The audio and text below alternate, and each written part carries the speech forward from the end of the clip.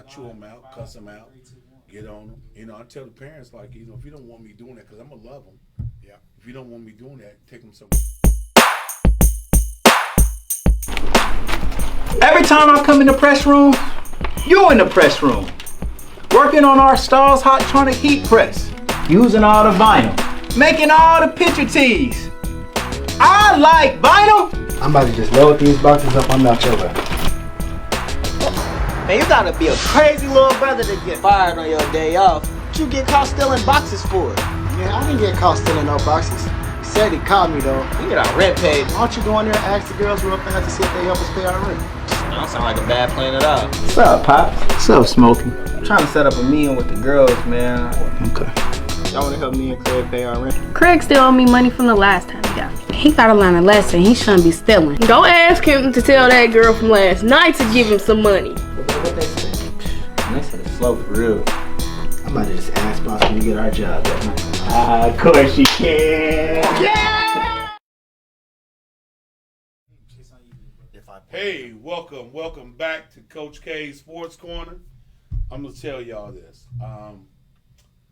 I've been trying to get this together. I saw these two gentlemen maybe about 3 years ago. We were at Milano's at a pizza place, and I saw them together, and I said, you know, my mouth just dropped. Because to me, they're just, it's like seeing Michael Jordan. You know, that's how I look at it. And they're two legends in the Dayton Public School history. Coaching legends, football legends, just mentoring legends around here. And I'm so blessed, and I thank God that I was able to get these two gentlemen here. And I'm going to tell you, it wasn't easy getting groundhog here. I promise you that. But today I got the legend, Coach Thomas Montgomery, groundhog. I be in my hole, baby. That's why you couldn't find. He said be in his hole. That's why you couldn't find it. And we got the legend, Coach Pat Masters of Meadowdale. Before I go any further, just again, I'm gonna thank thank Smed. We got a special guest in the house. You said it right, Coach. Yeah, Coach Smed. And we got a special guest in the house. You know, can I say your name? Good. I can. Will Smith. DPS board president, he's in the house too. He just had to come in here and see these two guys just in person. So we're going to have some fun tonight. We're going to laugh. And with further ado, I'm going to introduce Coach Thomas Montgomery. Give me some background on you, please. Well, I'm an Alabamian. Second hardest decision ever to make in my life to leave Alabama and come to Dayton and coach. But the legendary guy who didn't get any props was my principal, who I played against his team when I was in Bama, and he was looking for a coach, and he met me at the Tennessee State when Too Tall John was playing. We were down at the game, and he said, "Come on today." I said, "No, and this is the truth now. I had a potential state basketball team. I had a state in football, went to the playoff, and we were doing the whole thing, and doing my thing, but I didn't want to give up the position I had. But my wife said, "No, we going north." Okay. So Coach Clark, we rode up together. Coach Clark gave with me. He coached at Patterson and girls basketball coach, coached football with me. So we hit the trail and we got to Dayton, and I loved Dayton the first day I saw it. There's no lie. We came in and we were looking for housing, right? So we come up through Villa Vista. I said, hey, that's some good nights right there. That's better than the project we left in Alabama. So man said, "You don't want to live over there."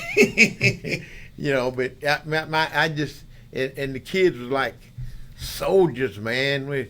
And they were looking for a change. Roosevelt only won one game and tied two in 2 years. And what year was this? When I came here? Yeah. 71. 1971. Yeah. And you started off at Roosevelt. Who was the principal? Tom Webb. Tom Webb. See, I don't understand this. Well, maybe it's not the time to say it, but I don't understand the people in Dayton who is in charge, administrators, Webb, the staff that you saw us with all the time, Webb put that together. Put it together. Yeah. Coach Bob Denny was winning a good wrestling program. Mm-hmm. Coach Mitchell had a hell of a track program. But the football team and the basketball team wasn't raising no sand. And he went up there and got Coach Haley. After I get him 1 year, then the next year he got Haley to come down, you know. And you know what we four did when we stayed together all the way through. Yeah. And when they closed to Roosevelt, I was supposed to go on to Fairview. Oh. Coach Winters, we were in grad school together at UD. Mm-hmm. He said, Tom, if you bring your kids over to Fairview, then you're going to be the head coach. And could you imagine what that team was going to be like? Yeah. Ooh, I had put it together in my mind already. Because Harris, I was going to put me at fullback. Woo! Because that quick V I was running, that's who he's going to be. Alvin Hall. Yes. You know what I'm saying? And Big Blair Brown. Yeah. I was going to put him and Larry Lee side by side. Wow. Well, you talking about something up there. If something's going to move. Something was going to move. It's going to be something moving with them. All this stuff we had all together. But nah, it bothers me when your own stick a finger. Black parents, I understand this fact, and you know them well. They went to the board, and they say, if you send those kids from Roosevelt over here, it's going to turn our school all black because we're 51-49 now. Okay, so you know that was in what 76, 77? Yeah, 75. Okay. Your principal, you know what I mean. So what was his name? Our superintendent. Maxwell. Yeah, Maxwell. You know. When my boy got up over him and blood me, kill him, drove him in the ground, got in his face. You could have bought that little man with, you know what I mean. But he did say, so assistant superintendent called me, got out of grad school that day. He said, Tom, I don't like it, but your superintendent said you and Mike Haley and any of your athletes, y'all can go to Raw. Raw was never in the picture. Never in the picture. They only had 14 players when we got there. So 21 out of 22 started with that team last year now, right? And then I had to get that team up. Wow. And I got stabbed in the back by my assistant coach who I had. I'm not going to call his name because he's dead, but, you know, he poisoned the head coach of mine. I didn't have anything to do after I put the program in. After I put the defense in and the offense in, somebody else ran it. I had nothing to do. After my drills, you know, and the night, let me see, the night that Kellum kicked our butt, he would say, I said, man, that ain't gonna work. Wherever Larry Lee went, that's where the play was gonna go. Oh, okay. All right. So I said, that ain't gonna work. We put in practice. We had separate defense team and offense team. I didn't let them make a first down in practice. And then it get dark and we couldn't see. I said, hey, guy, kind of lighten up, man. It's practice over with. Then they start chewing. I know this offense was good, boom, boom, boom. Then we played. We was up, what, two touchdowns. We scored the first 2 touchdowns of the game. I said, Cartwright McCray picked up a fumble and went on for a touchdown. And Cartwright picked one off in the secondary. And we was up 14-0. This is at Raw. Yeah. And we playing against, we didn't know how to make a first down after that. Oh, wow. So then you ended up going to Dunbar. Because they closed Rolfe down. Yeah. Dunbar closed Rolfe down. Oh. That's it. That's the long story. That was 18 years of misery. See, y'all don't see his face right now. He said 18 years of misery. I mean, when we walked in, we don't need them coaches over here. We just want that, and the vice versa. And when I got the job at Roosevelt, Bob Denny, he said, it's 2 teams you got. Don't ever let Dunbar beat you, and we got to find a way to beat Belmont. And I accomplished all of them. And they still wasn't satisfied. Wasn't satisfied. We don't want them Roosevelt. So your tenure for DPS coaching, Roosevelt, Rolfe, and Dunbar, and all 3 programs, you flipped them, turned them around. Yep. Wow. Out of 25 years of head coach, they cheated me out of 2, right? Just 25 head coach, right? And I went 15-10. And he got the rest of that. So you say I'm gonna move over here. Yeah, Pat Master guy, you know what I mean? And I got the big boy Kellen, but now you tell me that's another, because I know you know a lot about that situation. We sat down and we had dinner together and we talked about a whole lot of things. They public school or something. I'm gonna let somebody else have the floor, but every head coach just stop at Dunbar. Every head coach there, what they do?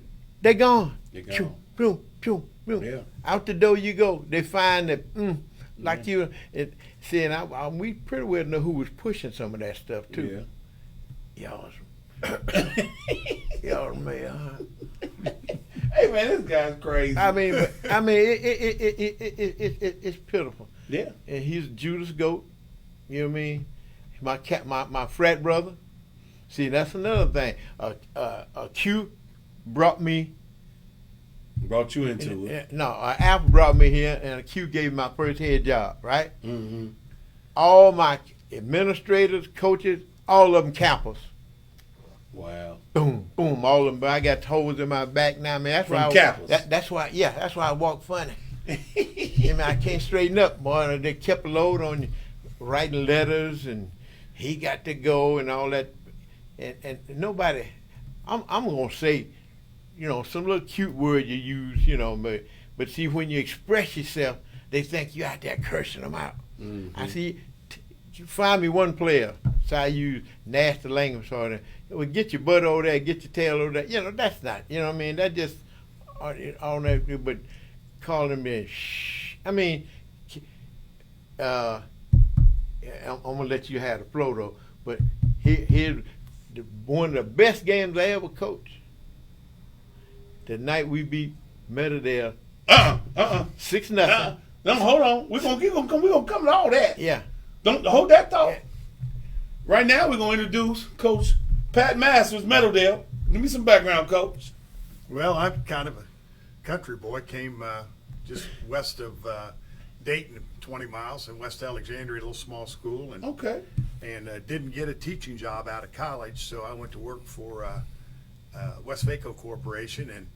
And the following summer, Bill Marquardt was the athletic director. He called up and he said, I got 2 job openings in Dayton. The guy recommended you and said that you'd be great for either one of them. And you can have be a freshman in the junior high school at freshman teacher and coach at Rolfe, or you can go to Whittier Middle School. So I said, well, I did my student teacher at Whittier Middle School. So I went to work at Whittier Middle School and in 1974. Okay. And then stayed in the Dayton Public Schools till 1993, when I was offered an assistant principal's job, which nobody offered me a principal's job in the city of Dayton, or an assistant principal's job from the time I got my administrative degree in 1983. But I wouldn't have been ready to quit coaching anyway at that time. Yeah, I at had that too time. many great kids and too many good families and too many good memories at MEADOWDALE. The only place I was ever a head coach was an assistant track coach 1 year at Rolfe. Was in my first year in the city, but I coached basketball and I coached football at the time we coached football at Burkham Park, where we had park teams. If the old people would know what the park teams were, where 3 schools went together and you had 35. You bring 35 uniforms out, and there'd be 100 kids go out for the team. And Can't get that now. Can't get that now. 35 uniforms not gonna fill up a team. Well, it's funny. The first time I went to practice, I didn't know anything about picking kids. I said, man, you got 100 kids here. He said, we only got 35 uniforms. I said, well, how are we going to practice these kids and see who can play? He said, line them up. So we lined all these kids up, and they took the 25 biggest ones and gave them a uniform and had to have everybody else race, and the 10 fastest got the next uniforms. We had our 35 kids first night, and let's go. That's a hell of a concept right there. Yeah, that's good. That's a good one right there. Yeah, and that's the way things kind of started. And I coached basketball at Whittier, and then when assistant football job came open at Meadowdale, I went over and worked there and as assistant coach in 76, 77, 78. Okay. And then took over as a head coach right after the strike. Those are a couple other things that went on. A lot of people left the public schools during the strikes. Amen. And then after that, I got the head coaching job at Meadowdale in 1979 and was the head coach all the way through to 1993. Yeah, when we was on strike, they locked us up in the chamber, in the jury chamber, and they tried to force us to break the picket line. Mm-hmm. We wouldn't break, and that's when Calvin Maxwell's face and cursed him out, and I think that's what helped get him. Anytime you stood up and had a voice about something, you get the axe. That first strike, we went down and told all the kids, said, well, they're going to strike, they're going to lock us out. Take all your equipment home. Because we made everybody keep your equipment at the school. You come in and get your equipment. Take all your equipment home. We're going to practice tomorrow at Triangle Park. So we practiced, went down, had, probably 95% of the kids. So when they did the strike, did y'all play your games? No. Didn't play your games. We lost And two games maybe the first year. As a matter of fact, the second time we had a strike, we were supposed to open up with Princeton, and I can't remember somebody else in Cincinnati. We didn't play the first two games, and so those teams canceled us off the schedule for it was going to be a home and home. So we lost those schools the following year. That hurt them kids. It hurt the program. Yeah. I would think that. Coach Groundhog is what they call you. Mm-hmm. Can you tell me who was your favorite player at Dunbar? All of them. All of them. Yeah. What an answer. What was that, a political answer or what?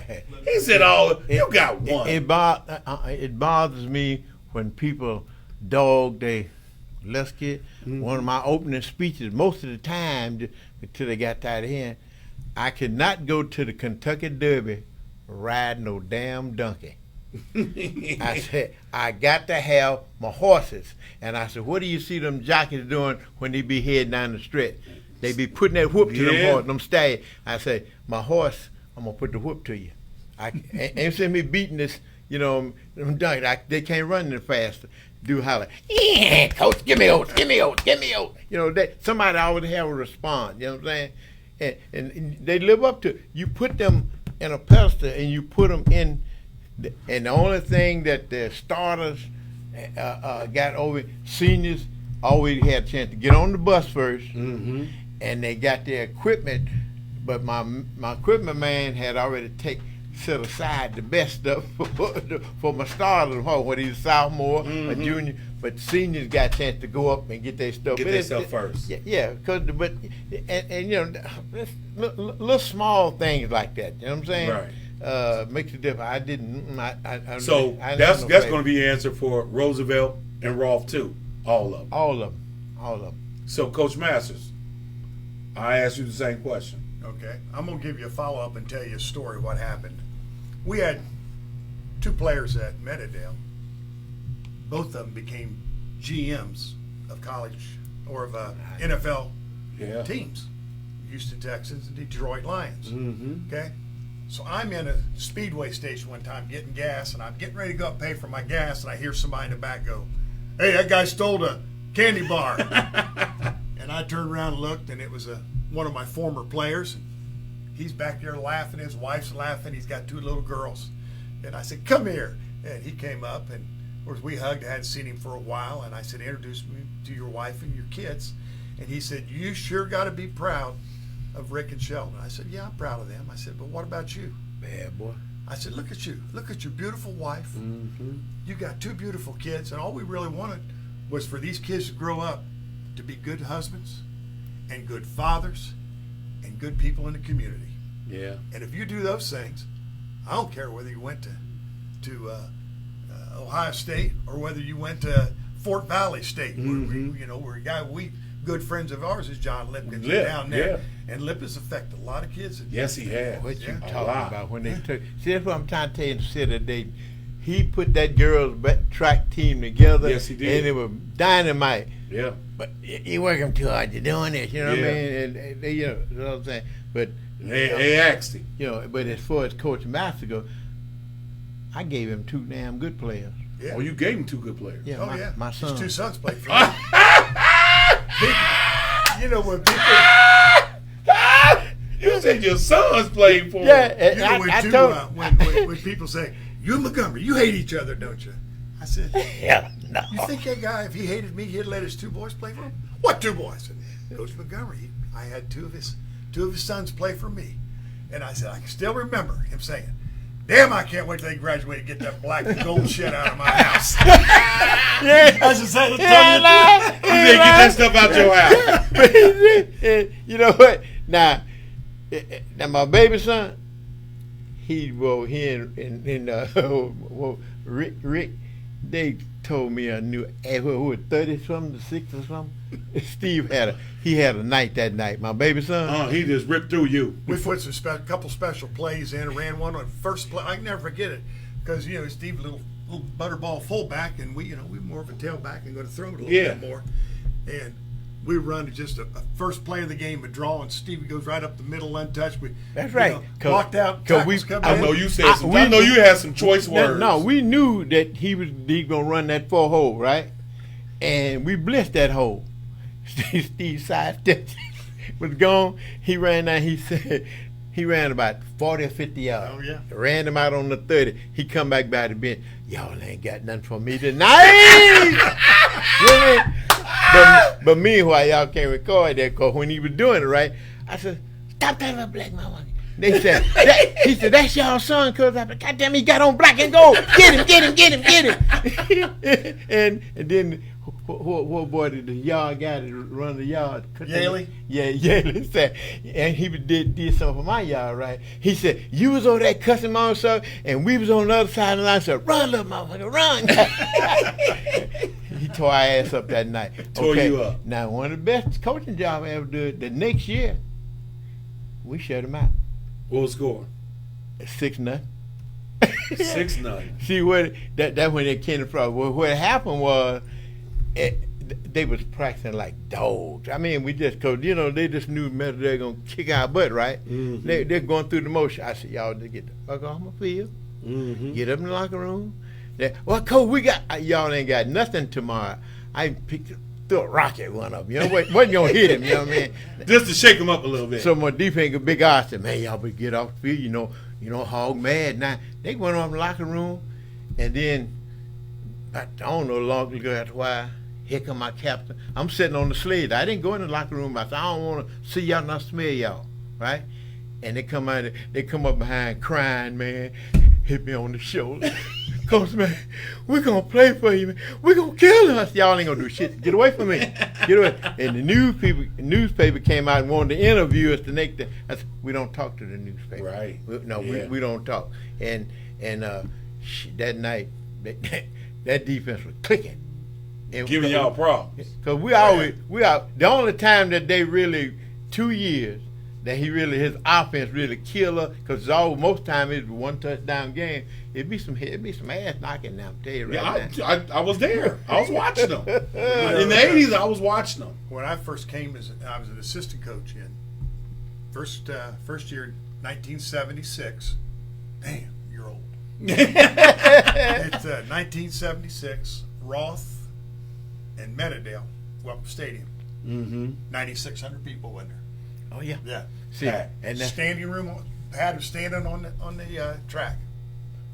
That game was sellout. The game we played Patterson and Bayern was sellout, and I go over there. I said, "Whoa, we made some money last night."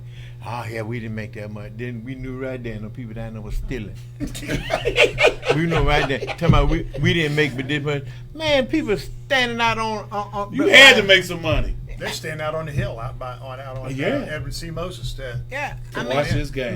Where the high jump pit is and the pole ball pit, man, people line up all around the scoreboard around there.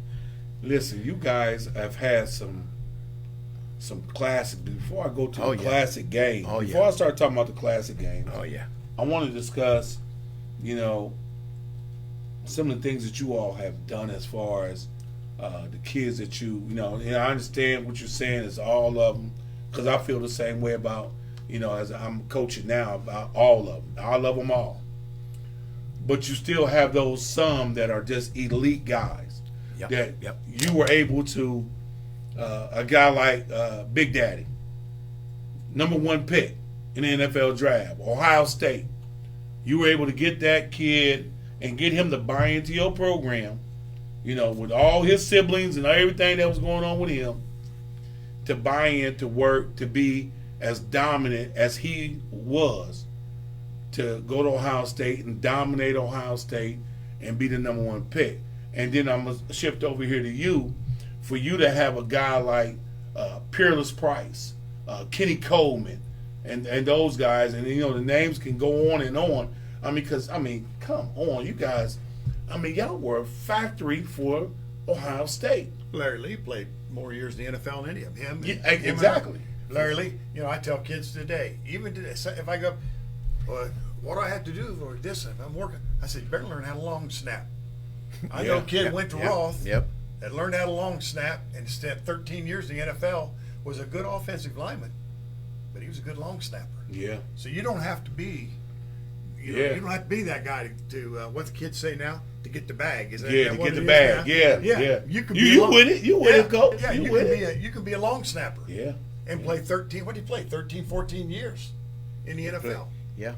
But you guys the easy things. But those guys, those kind of kids are the easy ones to get into school. Yeah. And I say they're that so elite. Always. But the job that I always thought was important, where these kids didn't have money to go to college. Oh, did not. And so when you start looking, well, my kid can't go to school. I remember I said, let's go talk to your mother. I think I got a place for you to go to school. And I won't use kids' names and that, but he says, well, Coach, we don't have any money. I said, that don't make any difference. I said, they're going to pay for you to go. And not only are they going to pay everything at school, you're going to get money paid to you because of things. Okay. Going to Division III school. Got every little scholarship that they had there, all the money. And when I went to his mother's house and told her, I said, you think you can let him go to school? Well, we don't have money to send him to school. I said, you don't need to. I said, let's fill out all this paperwork. Right. I can go 2 kids that I know personally in your program lower than that. Mothball, he was poured in dirt. That's how he got the name. Mothball. Because he was a little stanky guy, and the kids used to call him Mothball. You know what I'm saying? And his mother, when I went to her house, she said, Coach, would you like something to drink? And she opened the refrigerator, and they had water and ketchup, mustard. I don't know if they had. And he coaching in the city right now. Yeah, he's teaching in the city. Doing a great job. He's my wife's favorite player of all time. Yeah, heck of a guy. And Lip, see, Lip raised in an orphan home. Yeah. Yeah, I know. Sean Akers. I know. But good guy, man. And look where he is now. Yes, Down in Georgia, doing great things. Yep. Spiritually grounded, and all about kids. I tell some of the kids, today that I coach, my biggest mistake in high school, I went to Colonel White. My biggest, look at how old you ain't, boy. You gonna make me cuss You off. should have come on over. That's what I'm talking about. Did Colonel White ever beat you? No. He did ever beat better? No. You beat us. Verby got me one year. Okay. What happened was, I benched Ricky Smith. We're gonna make Kerry feel bad. Don't say too much about Colonel White. Ricky Smith might have been my top 3 players ever, but Ricky Smith did not like to come to practice. And so, and his daughter was cheerleader advisor at Roth, at Dunbar, and she's cheerleader. Her mother was cheerleader advisor at Meadowdale, right? I said, "Damn your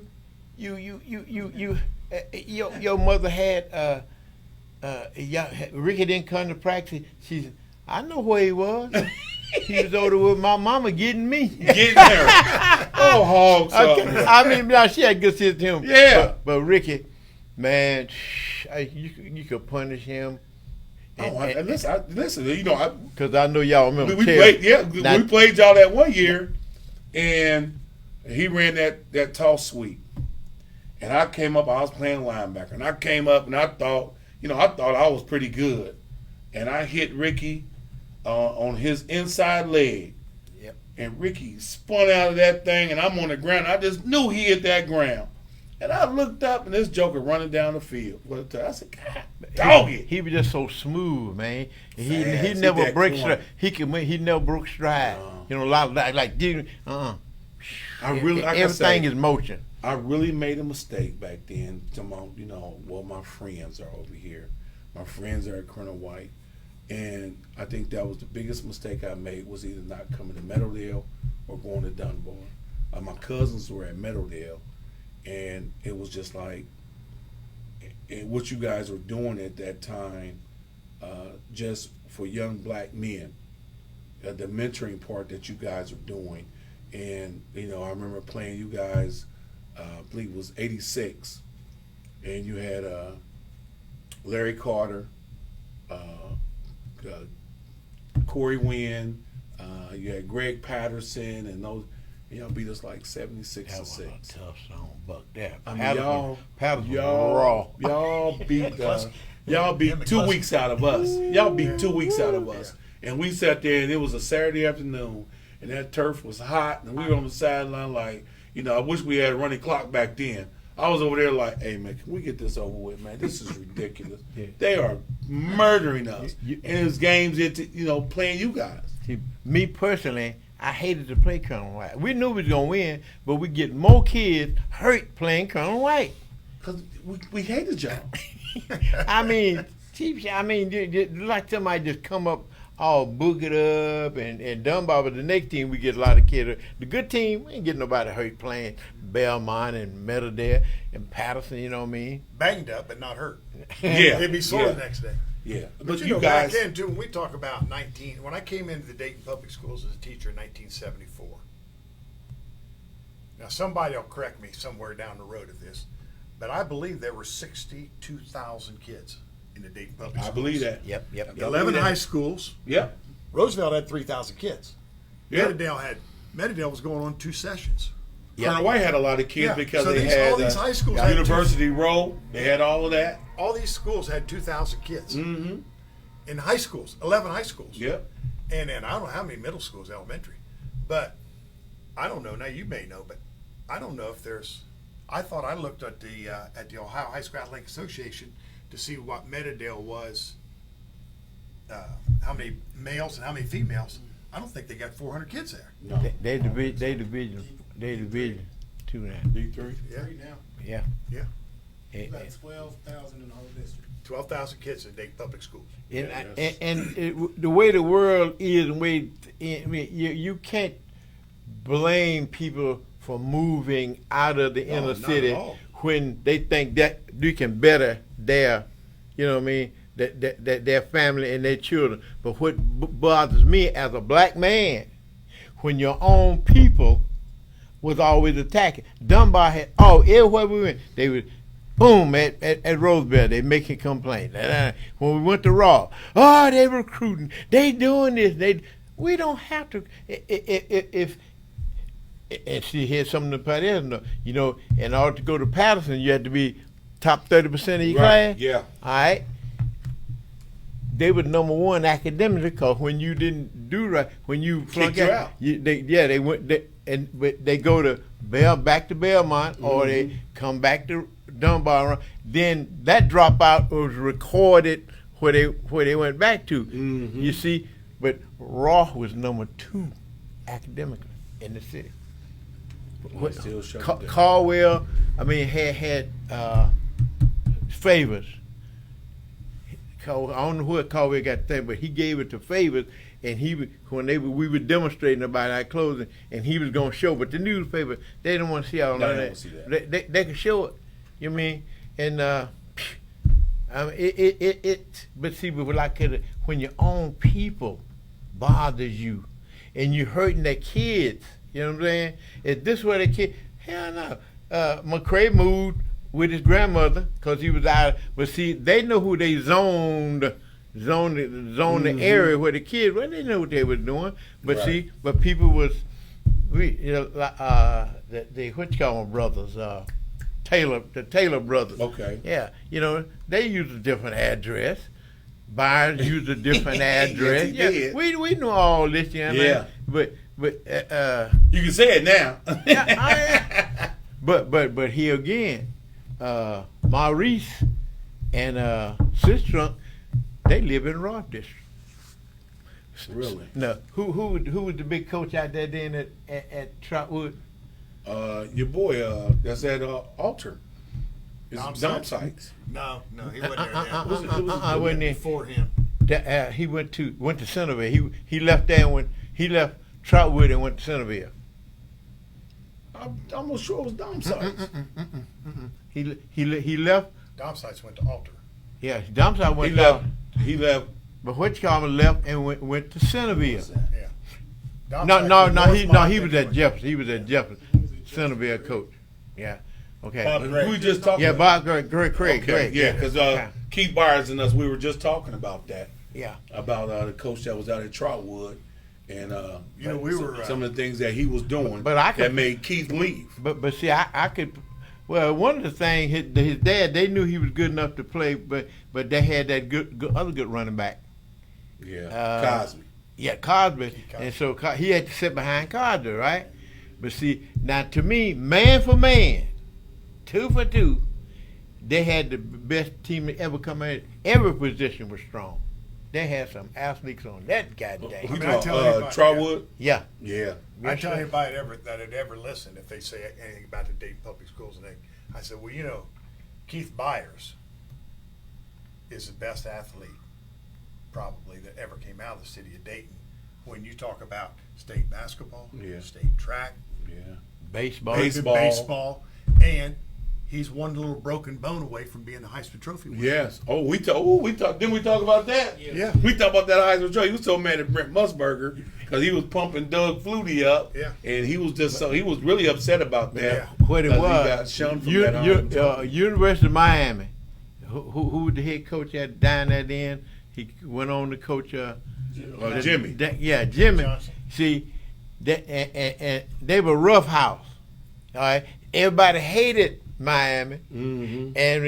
and when he beat when Doug Flutie beat Miami, phew, they got him all the props they Yeah. wanted. Yes. His stock went straight up. Yeah. His stock. You went- did us a favor. Thank you.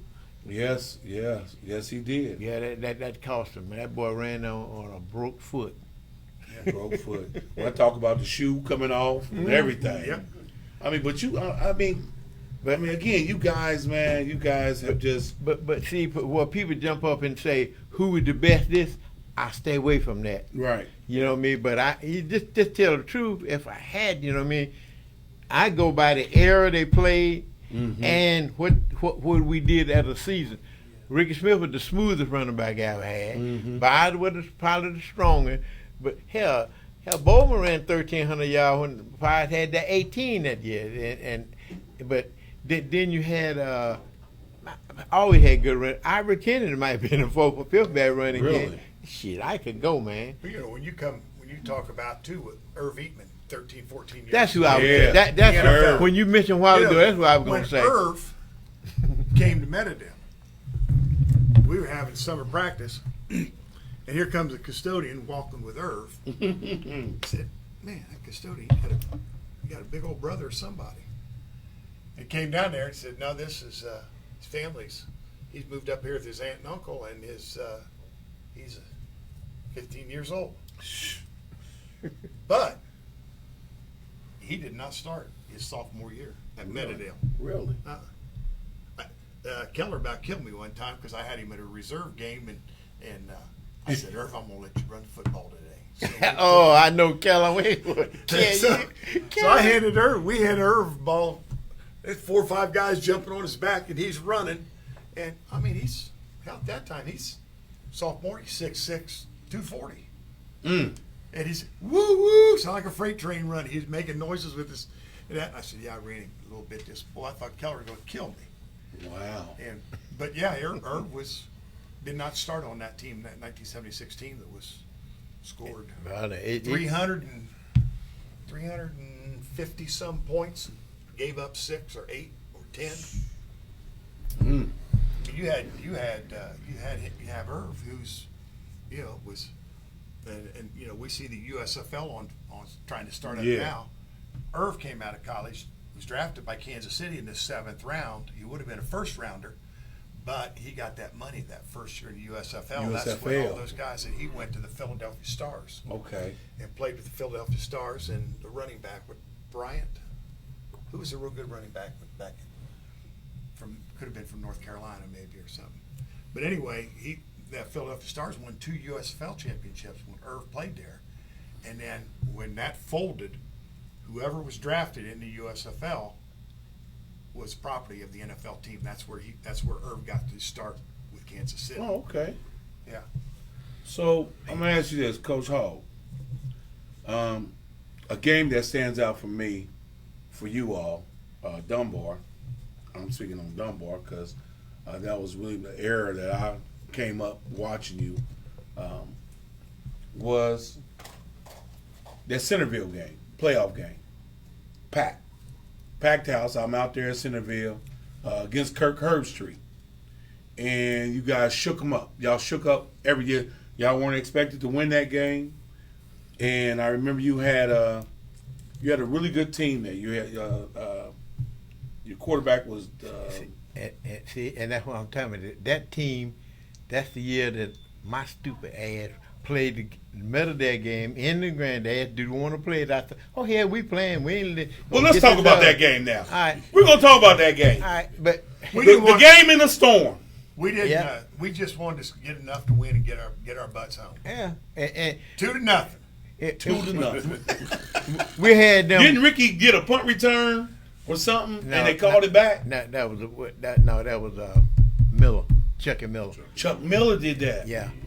You see, but the play of the game was, other than we missed them 2 field goal tries, which was inside down there, is when we had them backed up, and they had the wind in the back, and Corey Wynn punted that damn ball from inside the 5, and it went dead on the other 5. Boom! Ball, and Wynn just carried that ball. Wynn just took it. And it that died, wind was and strong it that died day. right there. Well, you couldn't keep the umpire had to put his foot on the football. When you're in a huddle. Yeah. Because if you took your foot off the football, it was gone. It was gone. So Wait a minute. So who decided to play that game? Because I had the You best. didn't want to play the game. But I had the best but here's team. what, Mom, we're talking all about it, and we only got half the bank at lights too. Yeah. Half the lights. Yeah, are out. I remember that. So we go in there, and I thought, man, I thought we had a better team than he did. So I thought, let's play the next day, and I'm sure he thought he had a better team. We're just going to beat him tonight. So we decide they're going to play the game. I go back in the locker room. We're going to kick their ass. They don't want to play. They're afraid of the weather. So our guys are all, they're ready to knock the locker room down to get out. And we were the ones that I was thinking we probably ought to play on Saturday because we have a better chance. Yeah, they came on. The referee said, Pat said he wanted to play mine. I said, no, hell no, we playing tonight. Let's say we playing tonight. See, I had a better team than him that year because that's the same Well, he year. just said he had a better team than you that year. That's the same year we beat Centerville. Now. Right? Well, for sure we had a better night than he did. Yes, you did. He played the elements, baby. It's just like when we lost to that playoff game down in what time we had them 12-0 at half, and the elements beat us, man. That wind was going 25 miles an hour. Who was that first time we played somebody? I be forgetting that shit after a while. And then in the next week, it was going to be Chlorine. We was going to be the next year after that, and Chlorine played the NO player, and they wiped them out the playoff. We would have gone one over. We'd have been in the finals. And see, so back then, to get in the playoffs, they were taking 2 teams. The 1 year in 1983. 4. That's right, Yeah. 4 teams. In 1983, we opened it with Trotwood. Mm-hmm. Got them pretty good, I think. And they may have been 8-2 that year. And the second week, we go to Sandusky. They're ranked number 2 in the state. Mm-hmm. And they beat us 24-21 up there. That's what year is this? 83? 83. That's the one. Then we come back and go to St. X and beat St. X at St. X.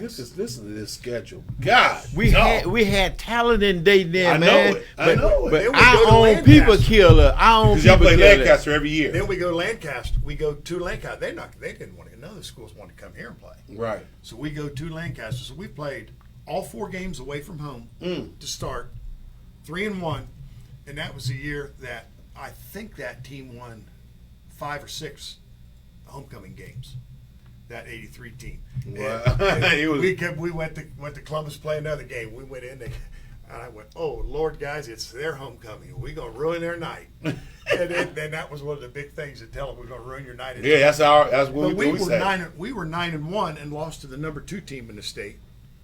We beat the number 4 team in the state in St. X. Beat the number 6 team in the state in Lancaster, and we got all the way up to 6th or 7th, and didn't make the playoffs. That's robbery. But see what it is, but our athletic Sandusky- directors making the schedules out, right? And they kept us on the road, man. To Yeah. bring them people to play Ken McKay, I say, unless they go home and home, I'm not gonna play them anymore. I'm bluffing if we ain't got no game. Just like with Lebanon when Byron was a junior, right? They beat us down there. And you know they went on finished second in the state, but you know so the next year, my athletic director said we can't get no first game because my boy up in school up there around Canton. But anyway, we had beat his butt the year before, right? So he wasn't gonna play, and he went on vacation. But anyway, we said, no, go home. You go home and home. He bring his butt down here. We put a shellacking. And Cleveland St. Joe had won the state the year before that. We said, we'll get back to Lebanon and say, okay, Shive said, I said, well, I tell you what. We had a junior, he had a senior team, right? I said, I tell you what, if he come up here at Wickham State and we were playing, and he came up at Wickham State and we beat his butt 26-14. And they had whooped the shit out of us the year before, and they finished second in the state. All right? But then he had a senior team. See, now, that team, all of them had gone. And And didn't beat the number 2 team in the state and didn't make the playoffs. Yeah. I mean, there you go again where, I mean, that year that we were 9-1 and beat 3 teams that Moeller played Princeton, I think. Both of them Powerhouse. One 10-0 and the other one 9-1. Coach, And then up north it was but up north it It's a was little truck out here that's running, you guys. I love A truck. little gray truck. Coach, Oh, you done started your car? Start your car, coach. Oh, man. It's a Honda. Yeah. Yeah, he done That started. thing been running that long? You done started. You done pocket started it. You ain't called nobody. You pocket started your car. he ready to go. It's bedtime. Yeah. No. You know how to stop it, cut it off, right? Jeez. That's why we live, y'all. We live. High as gas is, man. Come on, Montgomery. You get the. Y'all want me to Goshen. read some comments real quick? Yeah, go ahead. Coach Goshen. We got President Yeah. Thomas, Yeah. Groundhog will be a Memorial. Twitter legend. Memorial. I think that was cool. The Trotwood coach was John Butler when you guys was talking about Okay. Trotwood. Yeah. Mm-hmm. They killed us at Dunbar. The Dale and they said Meadowdale is Division 5 right now. They ain't talking about. I'm gonna ask y'all this question. What state do you think city football is in right now, or just the area football? What do you think the state of football is in right this now? area or in the, Well, let's talk about our inner city. Let's talk about the Dayton. horrible. And what makes our own people the one that gutted us, not from the outside. Who this, who that, who can't coach. Look, the best coach left in the City League this year. Where is he now? Down in Chaminade. CJ, yeah. Yeah, but I mean, this is what they do in the city of Dayton. Yeah.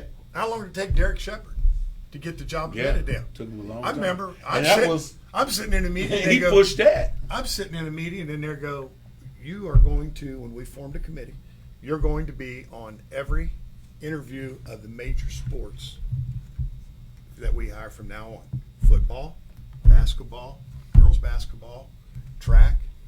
Okay, I never got another phone call, and I don't know who they hired. I can't remember who they hired at Meadowdale, but there was some guy called the guy that was maybe a principal from Texas. Yeah. Introduced myself, who I was. I said, "Hey, there's guys that going to apply for this job," and I never heard from anybody. See, I can remember like you were like I didn't know anything about it. I believe academics are important, but when they try to push the 2-point rule in the system, athletics was not put in the school to make you no damn good student. No. Okay? I say it was had to motivate, give interest, have people come to school. Radar. Well, anybody in Dayton Public School should be able to make all A's. And he draw a lid into his ass. I don't know if you did. I say, why, if that was so, why did you make all straight A's? Why are you down there teaching wood shop? You know what I'm saying? You mean? And he shut his damn mouth. And when I got elected to go to officiate in the state, they tell you don't tell anybody, right? So when they find out I was official in the state, I've been doing this for 20 goddamn years. Why the hell I can't be up there? But see, they got in touch with the wrong people. Yeah. My man, good official, and my team. I'm gonna brag on this. My team was always disciplined. Well, I had no fussing, no fighting, no all that. My team was always disciplined, and I had control. And I would tell my, and Sturman, a lot of people couldn't stand Sturman. Shit was Sturman, and we on Facebook together now. You know what I mean? But see, I look at when you talk about the 2.0 rule, right? Okay, yeah, I remember that. I talk about on the 2.0 rule. I believe this. Now, I was asked, and I'm not in favor of it, but I don't want people to misunderstand what I'm saying. I want the kids to have a 3.0. I want to have a 4.0. But that's not likely for everybody because everybody does not have the same home or the structure at home. So what we're doing is, right now, we're taking our kids, if they don't have a 2.0, we're pushing them to the streets. And the streets are saying, come. That was my point. The streets are saying, come on. But back in some of those days too, we knew who the street guys were. Right.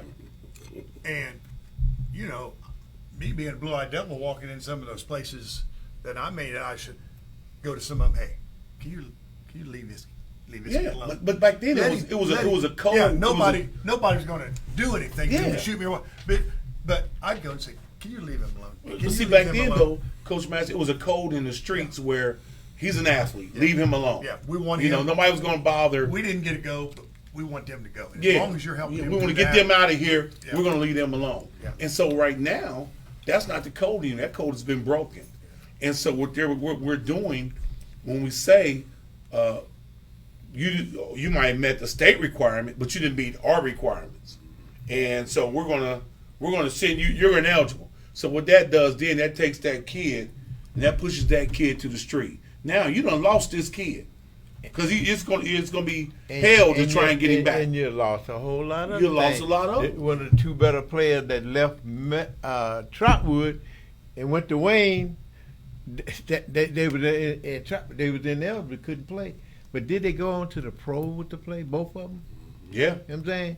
I mean, but do you want him to contribute to society, or you want him to be a beggar bomb? Yeah, on you want him society? climbing through your window? Yeah. You know, is that what you want? And that's what I ask some of the people that's making these decisions. Like, you know, okay, example, we had a kid I'm so proud of right now, Dallas Daniels, a kid who went JUCO.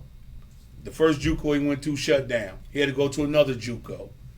He fought his way through there, graduated from there, got his associates in there, ended up going to Western Illinois, Division I AA. Fought, worked really hard. He has another year to play. Now he's going to Jackson State, and he's like one of the top guys going to Jackson State as a wide receiver.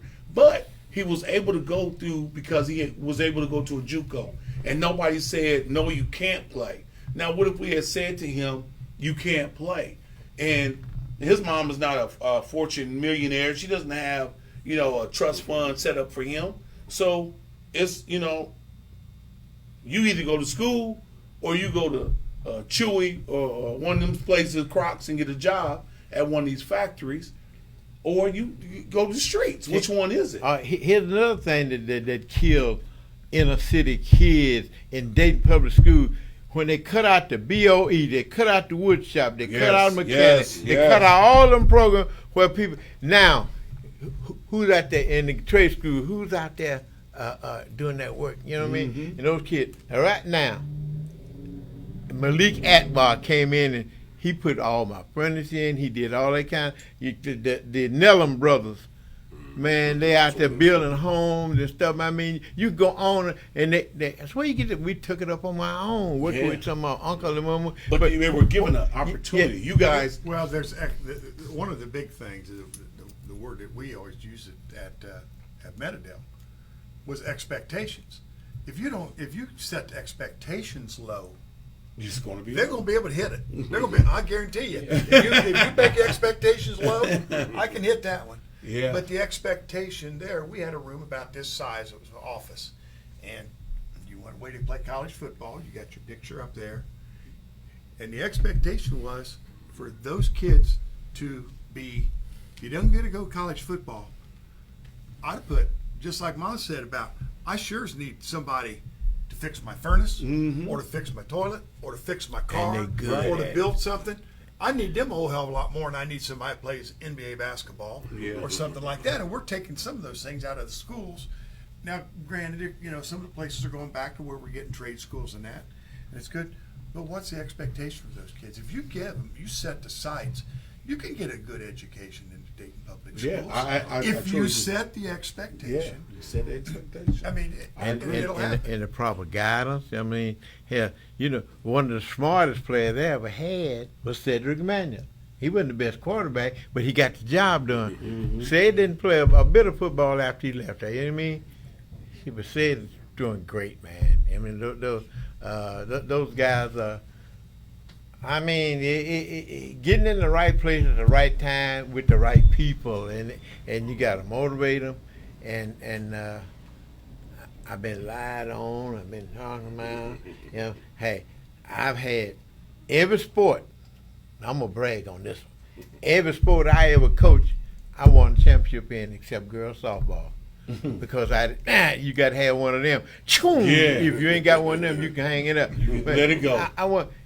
When we won the girl in state basketball, this motherfucker got to go. Got to go. He can't be doing, because my God, she's out there on the floor telling me, the referee called a foul on her. And I say, she come, man, Mom, that wasn't my foul. They ain't playing no defense. I said, girl, sit your ass down. She walked all the way to this goal, took her time, walked all the way back, and I substitute for her. When she got there, I reached up and grabbed her between the 4 and the 0. Sit your little ass down, all right? And when the game was over, some of my Capitol brothers, they raced down to Dr. McGill, and they got to go. He ain't got no grab my girl like that. Boom, boom, boom, boom. And TDDD. So when the game was over, commissioner came down and said, Tom, we witnessed the incident. We support coaches who control their kids. You know what I'm saying? And they bagged me. When I go up in the stand, her dad leaned over the rail, had a little rusty knife about this long. He said, "You want me to cut you now or later?" And we started laughing. He said, "Congratulations. Couldn't nobody else put up with it except you." You know what I'm saying? Now, but this girl an honor student now, but she didn't have, but she only started because her best friend they were like this, and you got to get that chemistry, you see, and in the end of the first quarter or in the second quarter, I put my best team on the team. I'm coming off the bench with a 6'1" and a 5'10" and and because I still got 2 All-Staters up there. You know what I mean? But anyway, you got to keep that chemistry together with those kids. And y'all can't tell nobody though, but I was single then, right? I ain't never. I have never touched one of my girls. Never. Right. Never. But mamas, I was singing then. Hanging around after the game. Hey, man. I'm just telling you the truth. Because most of them, they single parents anyway. Right. And they'd always trying to get. Hey, man. Hey. We had that, man. The best moment. Yeah, erase that. It's in there. Oh no. And once you throw the stone, But you I can't was get it back. single. Yeah. I was do that, single. Rock. But You was single. But I was single. They were single. No, wrong fool, married folks. No, Hey, man. Yeah, listen, y'all. The groundhog from Alabama, real deal. Yeah. He's the real deal. And like I say, and finish that part of the thing, like every sport. You know how many Hall of Fame I'm in? We don't publicize that. No, I think I'm in 5 Hall of Fame. And I'm gonna get And to the that. only And black I know coach- you are. And the only black coach in the Football Hall of Fame. Really? That section going crazy. I've been trying to get my boy from Cleveland to join. Man, it's nothing about no more. He won't apply. And and Jim Place, the one that pushed the issue. Oh hell, Tommy. Uncle Tommy, now you got it right. So let me put you. I said, I ain't booing that shit. And he turned my name in. Are you in the Hall of Fame? In that state Hall of Fame, huh? Really? He had to apply somebody Well, I mean, nominated. look, if you think He could about get it, in. If you think about it, I coached 15 years varsity football. Got a 77% winning percentage. Mhm. And my youngest son said, "Dad, you won 99 games." He said, "Who quits coaching when you win 99 games?" I said, "The guy that thinks if he'd have coached a little harder on those ones he lost, he might have won one more." That's the guy that does. Yeah, so I'm in the Miami Valley Coaches Hall of Fame, and we got a little MEADOWDALE Football Hall of Fame, and I'm in my high school Hall of Fame, my county Hall of Fame. So, but that kind of stuff. But you're in the Meadowdale Hall of Fame. Yeah. Okay. And, You should be. And whatever the James Earl Blake, whatever the new little thing they got going in Dayton, I won the Earl Blake Award a couple of years ago. I think. But the thing is, coaching, and you and I talked about this before. Coaching is not about me. No. And as soon as these high school coaches and all these guys that want to think that that's the end all do all, coaching is about kids. Yeah. And I used to tell people, and of course we didn't make much money when we were teaching. I said, they pay me $35,000 to teach. They pay me $2,000 to coach. Which one do you think I'm gonna do? Yeah. I'm gonna teach as I'm coaching. Mm-hmm. But I'm not gonna shut back on the academic end of things to coach. But I'm gonna get probably more out Yeah. of that $2,000 investment you got in me coaching than you will ever get out of me. Yeah. Yeah, I can't remember who. I don't know if it was Lou Holtz or what. Anyway, I heard one of the coaches give a clinic talk at Ohio State, and they were saying, and it's a known fact, said coaches are the best teachers in the school. Yep. Well, I mean, the hell, they talk it, they chalk it, and they walk it. Yeah. Now, do you do that Yes, sir. in the Yes, classroom? Teach you sub in your lecture, you know what I mean? But we put thing and make it real and make it visible, you know what I mean? And they come in, well, because I remember when I was taking in college, I was taking algebra. So I asked the teacher, I said, when do we use algebra? Right. I mean, it teaches you how to think. So she went and told my coach, right? I got a B and a C out of the algebra course, you know what I mean? He said, hell, he's the smartest football player I got on the field. I said, shit, he learned my system in 1 week. You know what I mean? Because it was similar like what we had in high school, you know what I'm saying? And that it was a carryover. And hell, when I got on campus, it was 6 quarterbacks, right? I was number 6 because I was the shortest. I wasn't the slowest though, you know what I mean? Back in the middle arm strength, you know what I mean? But y'all can't remember. I mean, it just something you can just see visible. I remember the Powell brothers. I said, hey. So when I get in a groove, Coach, how'd you see that? I don't know. I can just see it. I know it's there. Mm-hmm. Yeah, and the coach against Coach Grasson, boy, you better see some shit. Yeah. That junk ass defense he was throwing up, you know.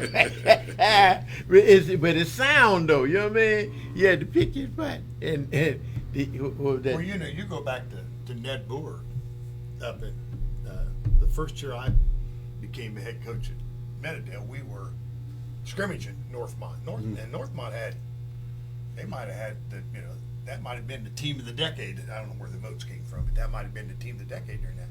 But we go up there, put 5 scores on them in a scrimmage, and afterwards he goes, "Well, next year we're not going to scrimmage anymore because you came up here and tricked us." Now you trick them. And I'm thinking, I've been coaching 1 year, and you've been coaching 20 years, and I tricked you. I said, how can you trick we him? We did exactly what we said we were going to do, and he said, "Well, we got to get a little better competition anyway." So next year, he scrimmaged West Milton, and we scrimmaged Centerville. So I think maybe we might have been the ones that needed to step up at that time. Right. Yeah. But yeah. So we Coach Masters, we talk just when we talk, and we're talking about I'm still talking about the state of coaching around this, basically DPS. We're talking about the state of coaching and football around here. And we talked about in brief we talked before the show even started about kids seeing through fake love, and like you said, all of your kids, the love that you had, you just told me on the phone about Kenny Coleman being ordained as a minister, and they put you on the front row at the church, and you up there tapping your foot. That's right. And my grandma would say, "Now we're having church." Yeah, that's what she. Yeah, and Kenny came out what year? 86? 86. Yeah. 86, and that's a long-lasting relationship, friendship. When you're kind of young into coaching, the title coach, that's a great title. That's a lot of weight. That's a great title. Now, on down the road, you become husband. Mm-hmm. And that's a pretty good title. Yeah. Then become dad. That's a great title. Yeah. And now, at my age, become grandpa. Boy, what great titles those are. Yes. But that coaching title that you get, that's not blood to you. These are someone has given you to mentor. Mm-hmm. And some of those kids never had. How many kids didn't have fathers? Yeah. And how many kids do I have still at my age? I'm 72 years old now, and I still have guys that tell me from way, you're the only father I've ever known, and I'm thinking, and I never even. That's the kind of relationship I had with my girls. And hey, but they'll run through a wall for you, and they ran through a wall for you, and did anything because they knew that you would go to the ends to benefit and help them. And I think what's great about now is when you can coach, and then 35 years later you can be friend. Yes. Oh yeah. I mean, these. Well, before we came on here, Sean McCullough and I were on. We were on the phone. You give me Sean. Yeah. What'd we say when we hung up? Yeah, I know. I love you, Sean. I love you. He said, "I love you too, Coach." And that's not fake on my. He knows I love him. And tell anybody he can. It's for me. No. Yeah. How about here? Knucklehead sometimes, but well, you know what? I love him. Yeah. I know. And it ain't no verbal thing. You can feel it. You can see it. Like we was talking about Turpin. When Turpin was a sophomore, the starting tackle, he had came in from Chicago, and he was still the right age. Beavers. He was a hell of a wrestler. But anyway, he had played too many quarters, right? So I said, Turp, you got to play a left tackle. Coach, I heard me play a tackle. Okay, because I got it. So I gave him the rule. You don't put you on the left side because we're most of a right-hand team anyway. Anytime it goes, you know, the football term, you know, anytime it goes away from you, you got to cut off. Yeah, you got to block play side. Come to your side, either you got to turn him back in or you kick him out depending on what shoulder he play on. If you're on the outside shoulder, we got a 7-holder. You call for the double, you know that's football talk, right? He kept me, Coach, I can't get that. Don't ask me how I did it. Right there on the field, Turk was 260 pounds when he was sophomore. I grabbed him between the seat of his pants, the crop, and the jersey, and I picked him up over my head. Don't ask me how I did that. And dropped him in on that dusty field, and dust went everywhere. So anyway, the senior, they was teasing him, saying, McCray them said, hey, Turk, remember that time Coach Munt body slammed you? He said, made a man out of me, didn't he? You know what I mean? Yeah. He went on up to Central State, started up on Billy Joe, had them Doing a great job. He's a great man with his kids, all just graduated college. Yeah. You know, because I coached his son out at Trotwood. Right. Hell of a kid. He was just as strong as his daddy. Played really hard. State champion. If you didn't have that inner city movement, a lot of kids that would y'all had that Trotwood, I'd have had them at Raw. But see, when people start moving into the suburb, you can't blame people for no, you can't. And you look at the when you start talking about coaching too, and playing. How many teams around here want to play a Roth or a Dunbar or a Meadowdale? No. And this, we only have one outside game. We're going to go play somebody. Okay. Now they can't wait to play. Yeah, when the city was loaded, they would not play. We scrimmaged Wayne when Larry Lee was a junior. Beat them 32-0. But now when people start moving out that way, Wayne improved, and the city went this way, Wayne went that way. But you look at those kids too back then. I'm going to middle school because we didn't have middle school football. I'm going to middle school, the basketball games, trying to find who the best point guard was. Yeah, try and get you an athlete. I'm going to get the best point guard. I'm going to make him a quarterback for the most part. But you look at Centerville, even Beaver Creek, Northmont, any of this stuff. If you're the right tackle, you've probably been the right tackle since you were in the third grade. Yeah.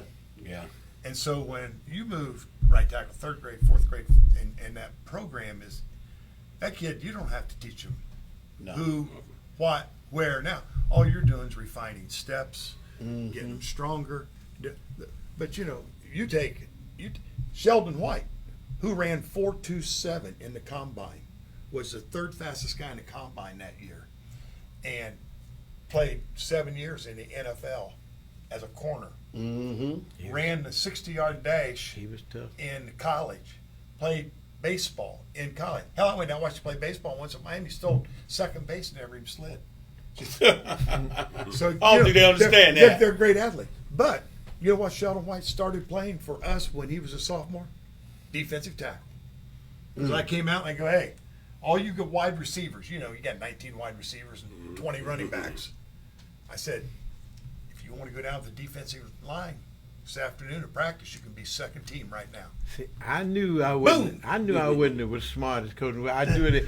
A kid come out, you can choose whatever because we don't get them in junior high school. Yeah. They come to us at high school. See, not like y'all see them at Trotwood. Y'all see them down here. So in whatever position they choose to go out for, and we be looking for certain things. I say, hey, you go down there with Coach Powell. Yeah. I mean, you go down there. You do that, and kid can fit in, but you don't put him in where he gonna get, beat up and get discouraged and quit and all that kind of stuff. My defensive line coach comes back that afternoon. He goes, hey, you sent that little guy down. Hey, I bet Sheldon didn't weigh 145 pounds. And said, you sent him down there. He said, what do you want me to do with him? He's screwing up all my drills. He said, we can't even run a drill. Can't block him. I said, hell, start him. That's what you need to do with him. Put him in there somewhere. I remember when we came in, we all came, me, Daryl Brooks, and them came from Fairport, and Kenny Coleman, half of Bellhaven, Rich Wright, and all them. Yep. So it was a mix. And remember the year before, because we used to be at the football games and at practice, because Rick and all them lived in the neighborhood, and they cut football out, and we thought we was going freshman year into Meadowdale, and they said, oh no, and we ended up going to Fairport. And when we got there, like, most of us hadn't played for 3 years because we hadn't played since 6th grade Pee Wee, so we missed like 7th, 8th, and 9th grade. And I remember Coach Masters at our Fairport and Rolfe game when we beat them, and the only one that we knew had a position coming in was Kenny Coleman because he was like bigger than everybody. And he was strong too. Kenny was strong as well. He wasn't them state 220s. Yeah. And them grass halves at that old Meadowdale field, and I would look, and the grass half was like the whole, you know what I'm saying, the whole complex. So if you was in there with them drills, I was over there with Coach Masters offense because I was big or whatever, started guard, and he's like, I ain't never played guard before. I played defense. He was like, get your ass out. And I went over to Coach Granson, you know what I'm saying, and played defensive end. But I remember them 220s at the end of practice, you know what I mean? And we was racing them varsity guys or whatever, me and Daryl Brooks, because he said, I only got 5 jerseys, or maybe 6. So that was me, Mike Norvell. That's like a 35 jersey for 100 people. Yeah. So me, Mike Norvell, Kenny already had his, me, Mike Norvell, Daryl Brooks, we all said we got to get us a jersey and dress varsity because that was, you know, that was that first year we got them with the yellow numbers and all that stuff. Like, I ain't gonna be in the stands or whatever. So it was like competition, but it was hard. You know, like just being in there, and like he said, most of us coming from the neighborhood, he knew because he's me, Ty Hill, and Durr. I know what y'all ass doing. Y'all better stay out of here. Y'all better stay out of there. I know. Like, how the hell you know how you know? You know what I'm saying? We running around, but just until he said that, I didn't know he was coming in them places or whatever, being in the neighborhood until he just said it. But he catch it like a eye off, and he have a list. One of the coaches to have a list. We come in there Monday from off of that weekend. We got to hit the track the whole practice. That's how you did it. That's where that lifestyle is killing you. But it came from him. But, yeah, I mean, you know, you have expectations. What's your expectation going to be? Yeah, my of you? son used They to weren't doing it Pat for Master me. ran the shit out of us. And everybody came after that and always go, you're getting easy on these guys. You're getting. I can always remember Derek Bunch could have been as good an athlete. He got a scholarship at Michigan State. The Michigan State coach came in late, and well, he's kind of thin. He's kind of a little bit. I said, well, let's go watch him play basketball. I said, you know, he ran down the state sprint champion in a game, caught him from behind from the opposite side of the field, and that's what got him into college. But when the Michigan State coach comes in, and they said, now which one is he? I said, you know what? You come to a Division I school. If you gotta ask me, which one of these guys is. So we're walking in the gym, and he puts a move on a guy and comes up and grabs the side of the bank board, pulls himself by, dunks a basketball, and the guy looks, he goes, we'll take him. Say we'll take him. Yeah. But when he's talking about those 220s, I get mad at practice one time because I'd run them too much. I'll probably admit that. I said, I'm gonna tell you right now, somebody don't want to run a 25 full uniform. If somebody will run a 25 in a 200, I didn't knew no we're gonna run it. I said we may run all night and hit the track, go. Man, Bunch took off and ran about a 22.5 in full uniform, and I geez, I mean he beat everybody by by 100 yards, and I'm thinking, my God, this kid ought to be a state champion in the 400, the 200, and everything. And but what was the expectation? He's going to save all these other guys from having to do all this running and all that. Yeah. Well, here's the part of the show where I give you your flowers. Like I told you before, I don't. You don't want to be somewhere when your time has come and God has called you home, and folks standing up in church and Master was this was. I want to be able to tell you now, and that's what I created this show for. And you guys to me, are the upper echelon of coaching to me. And I, believe it or not, I pattern how I coach from you guys. Just listening to the stories from all the guys that played for you. The things that you said, all the quotes that you said, the things that you said, the things that you've done, the guys that you've coached, the guys that you have inspired to be great. Talking to Coach John Lipkins, talking to Mike McCray, talking to Keith Byers, talking to these guys, talking to Ricky Smith, and just, Daryl McCluskey, talking to these guys and just trying to be a sponge and see, how can I be a better coach? What can I do? And my biggest passion was because of what was done to me in high school, where the coach, coach just like he didn't care. And some of them don't know. They don't know how, and they don't know the game, and therefore they go into a blank state. You know what I mean? But at the end of the day, Coach Hall, they what you're pretend doing like is, they know. At the end of the day, when you get these lousy coaches who don't care, some of them kids that don't know no better. Who does it hurt? It hurts the kids. That's right. But, when you get bad administrators and bad people on top, who does it hurt? It hurts the kids. And right now, our kids are hurting because they're not getting that. They're not getting that love that you gave. What I tell you a few minutes ago, all the head coaches that been successful in the areas I've been here, they run y'all. Yeah. They run y'all. And I was so glad when I got my time in. I went down to I went to Columbus and gave him your paper. I said, hey, I'm ready. I only had 27 in the city. He said, if you buy your time from Alabama, you can retire. That cost me $32,000. You talked about the 1 point or 2 point rule. I had a kid that was a manager, and I used to, everybody goes, oh, you had this college player, you had this, and I said, you know what, you know who I want?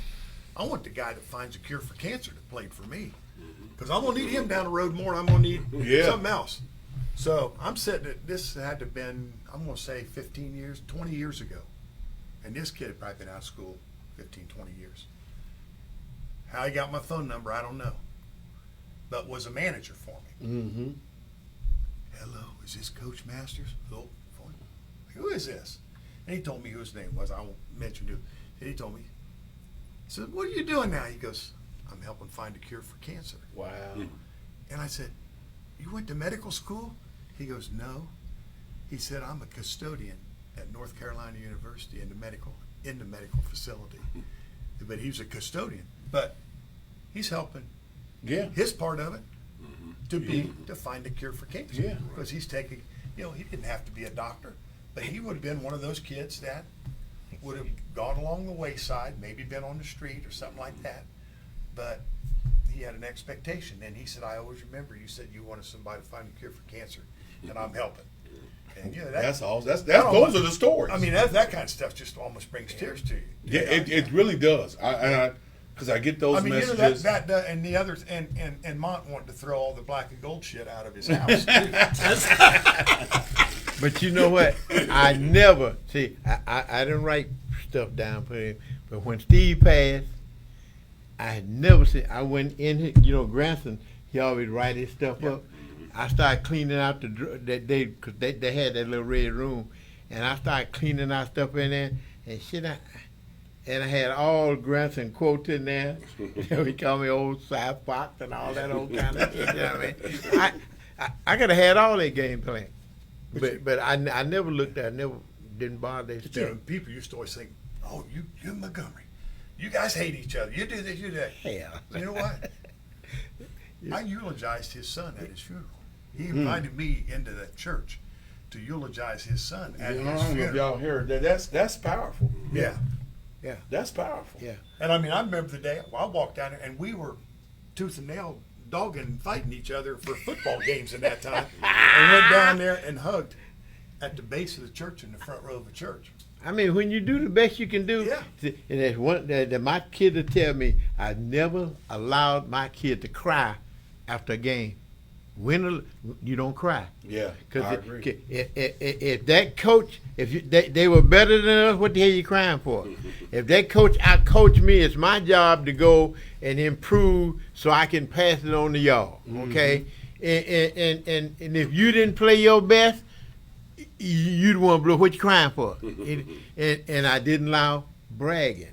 Right. I knew, don't do that. Same thing we tell our kids to this day is, you know, with social media, no social media talk about the football game or your opponent you're going against. You don't want to get any bulletin board talk. Just, you know, we talk about discipline a lot. If you lose, say little, and if you win, say nothing. That's right. You don't have somebody tell you that how good you are. Yeah. You know, you don't need any, you know, you ask about Hall of Fames and all that other stuff. Hell, we're glad we're in Hall of Fames and that. That ain't what I coach for. No. Because you don't think about it when you're doing it. No. You know what I mean? Don't care about that. But what I want to say to you guys is, I truly don't know if you really know how many lives you saved over the years. Right. How many lives you kept from making a bad decision, a bad choice, going to the streets or whatever. How many lives? I can, you know, I sit back, you know, for the last couple of days and I just thought about it because I was, you know, I told you I've been trying to get in touch with you, so because I just had to have you two here. I mean, I couldn't have one without the other. But you guys have saved so many lives. You look at the guys like Coach Lip. You saved his life, you know. We got a comment here from Eric Lewis that's saying exactly what you're saying. 77. Coach Masters is more than a football coach. Impacted my life. Yeah. You know, Hall. I love both. John Lipkin's checking in. I love both of these.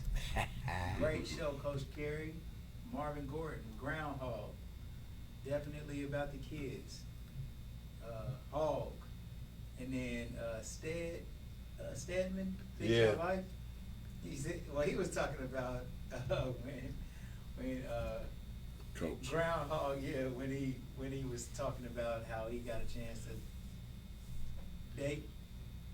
So is Royal Oaks with the mamas. Oh, you already said, like you said, you already threw the rock. Now you can't get that rock back. I wouldn't marry. 1984 Alliance.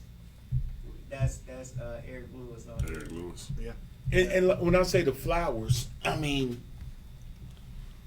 I believe you guys should be recognized. Yeah, you know. I believe you should be recognized for the deeds that you have done. You know, the footsteps that you left. You know, and for some reason, nobody stepped in those footsteps and continue and carried that. I had one kid come up to me. He was a grown man though. He said, "Coach, I'm gonna say something, and don't be angry at me. But I mean well." He said, "But you know, Big R, my defense coach, his son got killed in the street. Mm-hmm. My son got killed in the street." He said, "All the stuff that y'all do for other people and your own son." Yeah. I said, and I picked up one of Connor's saying, "Water sink to its lowest level. It's gonna go to its lowest level." I said, if that's what they are, you can do all in front of them. You can live the good life. If that's what they're gonna be, that's what they're gonna be. Mm-hmm. You know what I'm saying? And both of us have had. You know, you talk about. Both of us have had. You know, I tell people, both of us have had our pros. We also had our cons. Yeah. And and probably one of the saddest moments, one time I go visit one of the players who, good kid, in prison. Go visit, boom, talk, and I said, if there's anything I can do, you know, let me know. And he said, well, just pray for me and love me. I said, well, you know, I'm going to do that. And I started to walk away, and he said, and can you take me with you? And, you know, when you turn around, you knew that person going back to a jail cell. Right. Yeah. And you're leaving. Yeah. Because you're not going to save every one of them. You're not going to save every. You want to. That's what your goal is. Yeah. To go out there and try to save as many as you can and help them, but that's not going to happen. Realistically, and there's always going to be somebody out there say, well, you know, I had a mother one time. Well, you didn't help my son get in school. I said, your son had a 0.8 GPA. When you tell her. I mean, it's like, Slow, he must have been doing good. I said, well, slow and dirty. Yeah. And like a coach over here, man. Now that's one thing they don't want to deal with reality. Yeah. And, Some of these mamas, they don't. I had one tell me today. I told you, I went to Ohio State today to football camp, and I had a parent say to me, "Well, you didn't take my son. Well, your son is but he only spent 5'4". He only spent 2 hours with me. He spent 22 with you. Yeah. I mean, and I'm Connor's favorite thing you used to say. You want to do lineman be out there running? I said, hey, boy, you got that white boy disease on you, ain't you? That's what that coach. Slow. He's the best coach I ever had. Really? Yeah. As far as the game, you know, shit. Crazy as hell. how many of them are left that are our age that we coached with? Yeah. A lot of them. I see Tom Lewis, who was an outstanding football coach. He's about 80 years old too. But you know, Jim Connery, my grandson. Right, Coach Householder. Yeah, He's still around. he's still around, Coach Household. I mean, but you guys, like I say, the footsteps that you walked in, and you know, for some reason, some people didn't step in those footsteps and carry the torch that you tried to leave behind. You felt you were done wrong. I'll say it. You were done wrong by not being offered an administrative position. Some of the things you didn't get coming out, you deserve. You deserve those things. I could have been a minister. I didn't want to. I remember being Kirby, Mr. Webb, all of them to get your master's in administration. I said, no, I like what I'm doing. I'm getting mine in education, and then because I don't want to be no administrator. And what bothers me is you get good coaches and they move up. They offer them an administrative job and they jump at it. I don't want to be that because I'm a hands-on person. You know what I'm saying?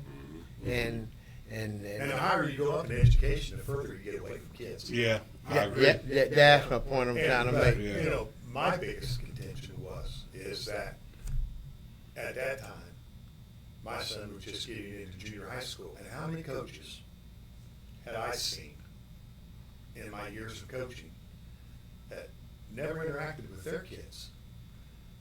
I wanted to go see my son play. Right. I wanted to help improve whatever, and I think that was as much as anything with me that I wouldn't want to be that guy who never got to see his kids play. See, I'm opposite of you. You know, I would never tell one of my sons how to do this, how to do this. I went to the game when I could. You know what I'm saying? And but that's your coach. You know what I mean? And they, you know, they and I tell you right there, they was crazy about old Grandson. They marked him. He was as good as they can, Coach Grandson. Yeah. And that was when, back then, at 11 high schools, Yeah. they consolidate. Closewell Wright became middle school. He came to me. Connery came to you, didn't he, from Colonel White at Yeah. that time? Connery did. Yeah. Yeah. And, you know, so everybody absorbed another school or something. But you look at it. We had, I mean, I don't know what they have at 8 now, but if you're a head coach, you may only have 4 assistants. That's in some degrees. That's true. Yeah. The numbers are not strong. The numbers aren't strong. The play is not, you know, up to par. I think we're lacking in so many different ways as far as, you know, developing the young player, the young talent. I was just talking to a guy today, a coach. He's coaching like college right now. Just some head showcases, and he was just talking about some of the talent from Dunbar. He said, "Man, listen, man, Dunbar last year had so much talent, so many skills. That had so much talent because they're coming. Those kids are at Chris Wright's Flight Academy." And so he's like, man, these kids, man, are so talented, but nobody has gotten them out there. Nobody has developed them. What's that expectation? Now I'm gonna come in on my physical education thing, and people kill one of some gym teachers. Get that bullshit out of about some gym teacher. I'm a physical educator. He said physical educator. I mean, the courses that we took at Alabama A&M, shit, we'd do the whole human body, all 36, all what we didn't. It was we almost had a when my certificate went to the state, I was certified in 6 courses to teach, right, and 4 was in science field, right. Mm-hmm. But that's what I was pretty good at, and but anyway, oh shit, that's 8 and it hit my ass now. Past your bedtime. Hey, Ivor Kennedy Sr. just checked in with a comment. He said that you his best friend, and he also said he has tears in his eyes watching this because you personally came to Arlington Court to get him from Belmont, and you saved his life and his brother Johnny's life. Listen, man, those are the flowers and the roses that you guys are what you're doing for these people, man. You got grown men saying that you saved my life. That's my fishing buddy, right? Hey, mothball, but moths will fish a damn hole out, man. I got him, Coach Man. Shit, moths up here. I said, man, okay, we can't get all the fishing with us. See, we go out there on the golf course, man, all kind of fish in them ponds on the golf course. Yeah. Coach, you guys save lives, man. Yeah. I mean, you save lives. You got guys calling you, I'm going to be a minister. You talking to, Sheldon. You talking to Sheldon, and, you got they're up here, and that doesn't woo you. It's just, that's what I was, I said something the other day on Facebook that I said back in the 90s, I was running from what God chose me to do. I was running from it. And eventually it caught up to me what he wanted me to do. And I remember I got shot in 2001. Just an innocent bystander, I got shot. A half-inch up on my heart. I didn't know about that. Yeah, half-inch under my heart, got shot. And I was coaching at Colonel White at the time. And I went to the hospital. I was in the hospital for 2 weeks. But the students from Colonel White, the football team, the cheerleaders, the basketball players, it was so overwhelming from the love that I was getting. And my uncle came in there and said, he saw the cards and all the stuff, and he said, God is telling you where you need to be. And this is what you need to be doing. And I started buying into it. I still ran from it for some degree, but I embraced it around 2010. I embraced it all, and I started researching you guys and talking about you guys and just trying to figure out, how can I be a better coach? How can I be a better football coach? I remember maybe about 6 or 7 years ago, you came and talked to our football team. And I told our kids, I said, y'all just don't know who this man is in front of you, but he's a legend. And I cherish him like a piece of glass.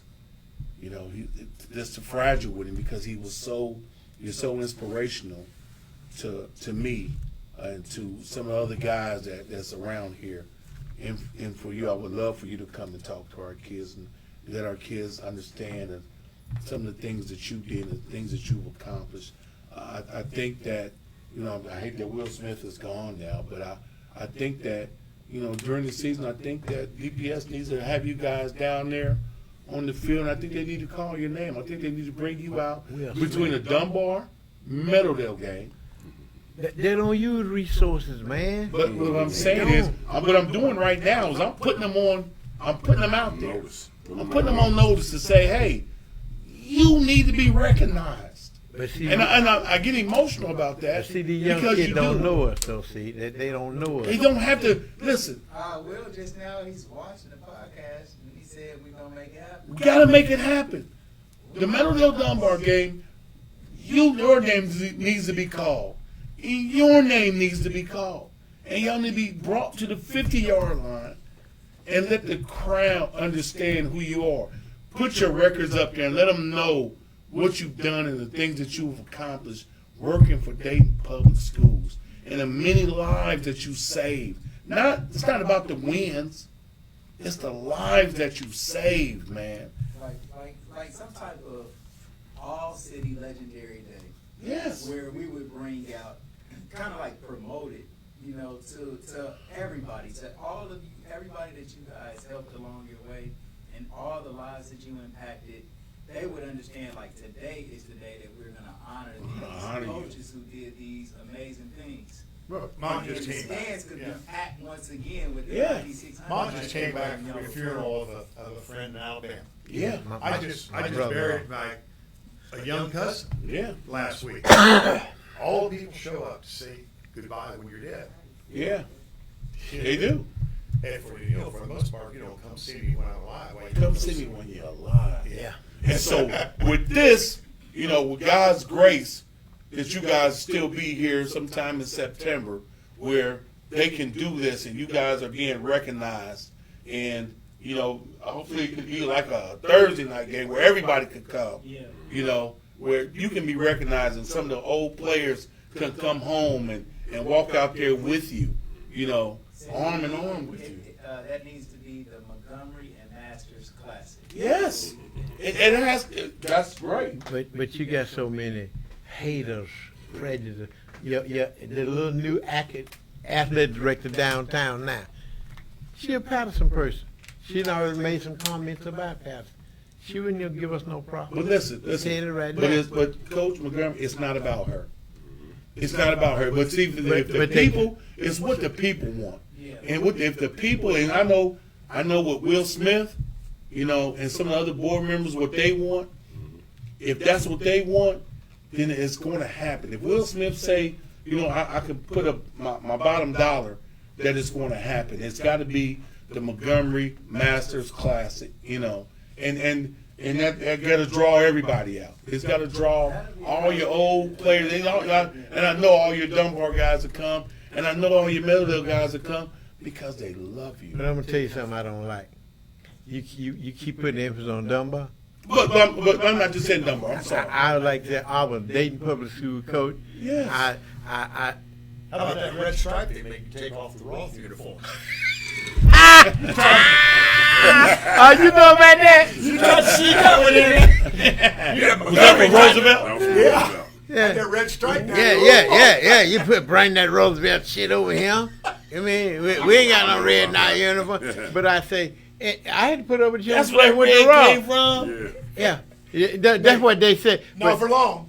But see, Roth color was purple and white. Yeah. But when Baby Washington was playing, I'm looking at the picture. Caldwell wouldn't gonna let me put it in. I said, "What about that picture out there, baby?" Oh, gone, motorcycle, gone. And I put that, and I modeled that uniform after Auburn because I love Auburn. What's going on? Oh, that's your Alabama. That's Alabama in you. Yeah, but I grew up an Auburn fan. I wasn't an Alabama fan until Oh, you're an Alabama fan now? Oh yeah. You like Nick? I like the program. Okay. But Nick he done stuck a stone in his butt. His little comments. Yeah. But you have to watch about what you say sometime. But see, I know y'all don't know this, but this is me. I'm an introvert. You don't know that, did you? I'm a loner. Yeah, I do know that though. Yeah. I grew up and growing up with my grandfather. No shit, my mama and my uncle, they couldn't deal with that old man. But I've interested in a little long story. But anyway, I stayed with my grandmother and my grandfather to the 1st through the 3rd grade. Then I went to Arkansas to live with my mama. Got back to 5th grade. and my brother and my first cousin, they couldn't deal with it. They hit the trail. When they were 13, 14, they couldn't deal with it. I stayed there until I was 15. They made me stay with my mama because they didn't want me walking way out in the country. They thought there was some KK, somebody being got you on, because a boy got killed on the road out there. And so I said, hell, I know how to cut across there. And man, I'd wake up at night, man, crying, want to go back to my grandma. We was like this. She's called me. And see, and that's why I never had the problem with people with the color thing. Her thing was my black baby, and she didn't see me come to play till my senior year. Mama, I begged, Mama, please come see me play. Nah, they be fighting. No, I said, ain't nobody be fighting, Mama, God. And when Mr. Webb was the defensive coach, and he had them trying to get me out of the game, man, they was all in my face, man, hit me late on the field and all that kind. And they ran me out on the track, right? And I had my head down, and 3 of them walked on me. Boom, boom, boom. The last one off, I got that leg, I kicked him in the benches cleared, right? They said my mama had a little knife out. They said, Benches. That's bitches. they said, Not the other one. they said, Coach Mike, she gonna get us canceled. they said, oh, said my grandma pulled a little knife out. She said, oh, that was my black baby. The security had to take her out of the stadium. She was gonna cut somebody. Oh, she gonna cut somebody. She wasn't playing. And see, and she did the same with my grandfather, his sister. See, I didn't know who my biological father was until I was 6 years old, right? Because I was with my stepfather. He married my mother when I was 8 months old. That's the only dad, you know what I mean? And he was almost a full Cherokee, and that's the yellow, light-skinned Indian, right? And she said, boy, you look more like your dad every day. I don't look like my daddy. You know what I mean? I go out and get some milk. This guy's a Hey, the next day I went down to You get can tell he's an introvert. so I go down and get some milk, and some buttermilk and some butter, you know what I mean? She said, boy, you look more like... I said, I don't look like Daddy Jake. She said, boy, Jake ain't your daddy. I said, so Robert Shaw your daddy. When I dropped that milk and butter, up the hill I went. She said, I'm going to kill that bitch. I know what I wanted to tell you. You done said everything else. Now you going to say... But that's what I can't listen to my grandma. I ain't never heard her use that kind of word. Papa had to catch and tackle her because she was going to go cut her in. She wasn't going to play her. And oh, man, that was my girl. That was my girl. Alabama. Love that Oh, one. Alabama. What part of Alabama, Coach Mark? Tuscumbia. That's in Muscle Shoals, Flan, Sheffield, and Tuscumbia, called the Quad City. It was a tri-city when I grew up. The Quad City, right there on the Tennessee River, right there on Natchez Trace. You know what I mean? Where they marched us. My people are up there. And I'm going to tell you another 2 experiences. The Joe Wheeler, who was a Confederate general, you know what I mean? And all those years, I'd ride by there, going to Huntsville, going to A&M, and we always passed this whole big mansion, right? So one night I said, I'm going to go to see what's in over here. So I drove around to the gate, and I reached to open that gate. I couldn't go no further than that. I froze. I don't know what hit me. I couldn't even turn around. I backed up. It looked like something was saying, you had people that slave escaping out here, and you want to walk your ass back up in there. You know what I mean? I said to myself, hey, and then when we were going to, my grandbaby and I, we was going to Arkansas to the family reunion, right? So we had to go from the Alabama line across the Mississippi line to where Natchez Trace, and they had this, oh, you talking some good tasting water, man. So I swear. So anyway, I bent down, I got me a handful of water, and as far as I could go. I couldn't move, got locked. And I backed up out of there. So my grandbaby said, what's wrong, Papa? I said, come on, baby. I left, and I could hear that same message. That was the Trail of Tears, where they were marching people from Florida all the way up through Alabama and to Oklahoma. You know what I mean? And I said, I can feel stuff like that. And just like I get in a trance, and I'm in it. That's kind of like when we were coaching an all-star game together. We got in a car to ride. Might have been at Ohio State. He's in the middle seat in the back between me and Coach Dom Sides. Oh. He remembers this. Look at him laughing. He said, "You two motherfuckers better never tell anybody." I was in the back seat with the two of you. I could be a vanilla Oreo. He could reverse it. Yeah. See, but not saying not Connor. We've been driving this together. Man, we have so much fun in that room. One day, I'm laughing till I'm crying, man. The kids said, "Now, what you and Coach? What they call him? Root, called Connor Root. Now, what are you and Connor Root y'all doing now?" Cause he brought this article in there with this woman who was a mayor of this particular town, and she was walking around the sewage thing, right? Inspector, and Connor don't like no women to be ahead. I'm telling you right now, and she fell off in that sewage. So Connor said, "Can't you see her ass in that going?" Going all day. I laughed. He said, "And woman ain't got to be no damn mayor, no way." but that's where Connor was. Yeah. Now, we laughing, boy. Connor, he could be funny when he wanted to. Yeah, I know he was. I'm a couple buddies that he was at Belmont. Mm-hmm. They tell little stories about him, and so they tell me those things. How old are you, Coach Hall? If you don't mind me asking. 80. 80 years old. Yeah. In August, I'll be 81 big ones. What's your birthday, Coach? August 4th. I'm August 7th. I'm right there with you. I hear you, Leo. Hey, Leo. We do, Coach. Well, I'm gonna, we're gonna come to an end here, and I hate to, because you guys, I want to have you back. Yeah, because I know y'all got more stories to tell. Oh, I ain't touched the iceberg. I know you have. And when I have you back, my plan is to try and fill some more seats up with a couple of your players, your old players, and a couple of your old players, and we sitting in here. And those guys are old. Some of those guys are old. I know it. That's what I said. Your old players, and to have them sit up in here and we laugh and talk.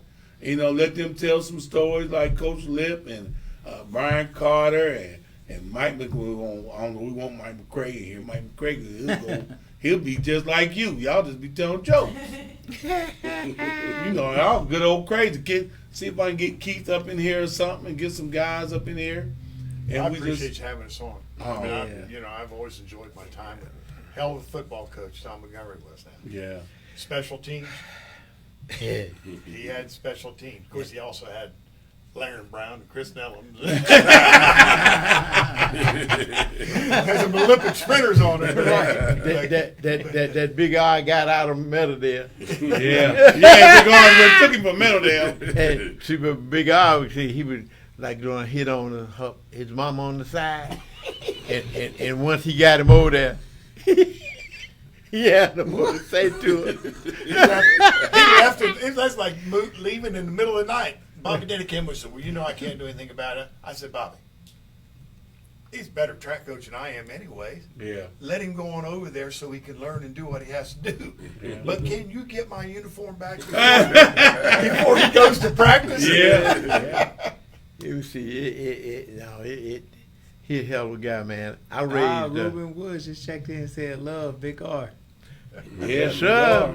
Now, Connie was my, but my overall guy is big. See, Big R, he's a foreman at Chrysler, right? Yeah. But see, coaching and teaching just how to deal with people. Yeah. Big R could be, and when we played Centerville that night, Bob Gregg had watered the field down. Yeah.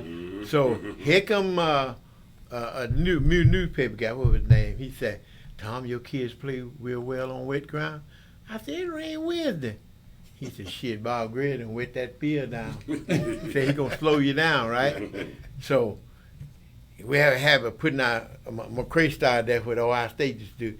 You take your helmet, put it on your arm, leave your shoulder pad, and walk around the field. Yeah. Right? Yeah. And they say, you know, yeah, because he did, because when, he catch me. I watched him coach, you know, he did a whole lot of time with them. Anyway, he say, I said, you know what? They're already slow. This mug gonna slow down slower than us. Yeah, coach. Yeah. We had them all popped up. But anyway, they had, see, when he run his wishbone, he wouldn't no ever pitch, right? But he had his lead back to kick the end out, and he was doubling down on the tackle, bouncing to the linebacker, right? Because the fullback going up in there, he took a dive, you know what I mean? But I had my tackle, defensive tackle, he was 180 pounds, right? And I used to call him little shit, right? so Wilkinson, Big Daddy's brother Oliver, he came on the sideline. He said, Coach, you got to get little shit out of him. He said they wishing him out, and he in my lap, and I can't get to the off tackle because his job was the backside and was at the front side, and when Herb Street turned up in there, Fluke and them they were wearing his ass out, but he was wishing them back. They couldn't get there. So big kid probably hadn't played a whole lot, you know. And then he came over the sideline. Come here, grabbed this big dude in the collar. He said, "You take your big ass out there on that damn field." The kid was like, "Oh," and you shut your ass down in that mud, and you better not be moved. Then I'm gonna put my foot up in your ass when you get back.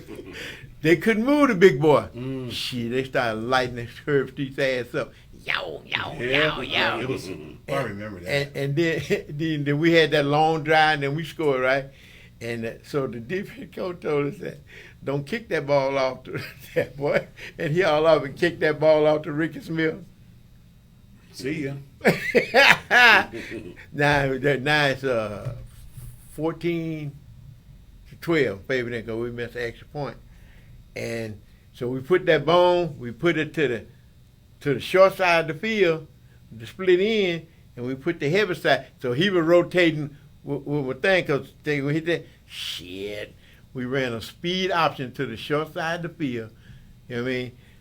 All you got to do is, and what you call was my quarterback? Derek Banks. Yeah, Derek Banks. I said, you know, when you come out on that speed option, you go straight at the end, right? If he commits, you pitch. If he now they ain't got nothing but a cornerback over there because he done rotated the other linebacker over there, and split end comes down and blind side. They took that good block out. God, he did. They come down and you fit him out. Shit, went down that line, boy, and then boom, and the fullback, you know, on that speed out, the fullback, his cornerback, that's his man, right? Kick that ball to Ricky, and boom, hit that seam. And Ricky got back to about the 20-yard line. He did that. I said, "Oh, they gonna give us a penalty for trying. I said, I'm gonna get that damn ball down." Shit, he went in on kicking. Shit, beat that ass, what 20-14, something like that. You know what I mean? Yes. But it was a great story. Yes, sir. It was, and so the guy who was athletic director, we officiated track together, right? And he said, I told him that he was on the assistant. Told me, he said, I told him not to kick that damn ball to that boy. Yeah. And Ricky wasn't the fastest guy in the world. He just, I don't know what he was fast as hell. Oh, he was fast now. You know what I mean? They had a nice track team that year too. Man. Oh yeah. Now he and Streeter, when they was in the junior high school in the 8th grade, they was in the junior high school meet, and I'm had the judge on the finish line, and they come across together, and everybody said, "Who was first?" I said, "We're gonna have a tie today." You know what I mean? I said, "Y'all coming to Dunbar." That's how you got it. Y'all coming to Dunbar. That one, but Ricky Smith, he was a special ed. I had the pleasure of not coaching, but just working with Big R. But they mainstreaming, right? And but Big Mickey R was the elder every year. He did his work. Right. He was a character, you know, working with Big R. Oh, heck yeah, I fell in love with him. Yes, sir. Because he was entertainment out there, and he cuss you out there on the track. He'll cuss you out, let you have it, and you know I'm out there with the football players, and You know, he called me K1. He never would call me by my name. Oh, he always gonna give you a nickname. He said K1 because he messed up a jacket for me. He was selling the jackets, the Trotwood jackets. I said, okay. He said he made me buy it. So I said, okay, I'll buy it. He said, what's your initial? I said Kerry Ivy. My last name is Ivy with an I. He said, okay. They messed the jacket up. And it said it had 1 on it instead of an I. Mm-hmm. So from that point on, he would just call me K1. K1. K1, come here, K1. I said, man, what the heck? That's Big R. That's Big R. That's right. He keep you loose, boy. Yes. And shit. Well, a great the icons, and again, we just want you guys, you know, like I say, God willing to give you the days, you know, to be able to step out there and be recognized, you know, with your family there to watch you, and the people there to your family to watch you, to see you guys recognized. You know, I mean by your family, I mean by all the guys, the young men and the men that you coach, all the guys that you coach, and able to make it, because they're going to make a point to try and get here. Even all the guys out of town, they're going to try to get here, you know, to support you guys because of what you were to them, what you mean to them. And I thank you all for coming on the show. This has been, you know, epic for me because, again, I worship, you know, what you guys have done. You know, you showed the pattern of how to get guys in school. And that's all my goal, Coach, is to get guys in school, get these kids an opportunity at life to have some form of successful life. And, you know, that's the goal. And I learned it from you all. And I thank you, Groundhog, for answering your phone finally. You know what? I got a lot of calls on here. And I didn't hear my phone ring, though. Yeah, I've been calling him. McCraven's going to come knock on your door today. My daughter called and because he said your granddaughter went to Trotwood, and he said, so I'm gonna talk to his granddaughter. And I got the number, so that's how I got in touch with you. And I talked to Masters a long time ago, so he was on board. My grandbaby. Yeah, he's my stepdaughter went to Okay, I don't know. I'm just little light skinned girl. I have no idea. I mean, cause she wanted to come to Dunbar. Her sister was.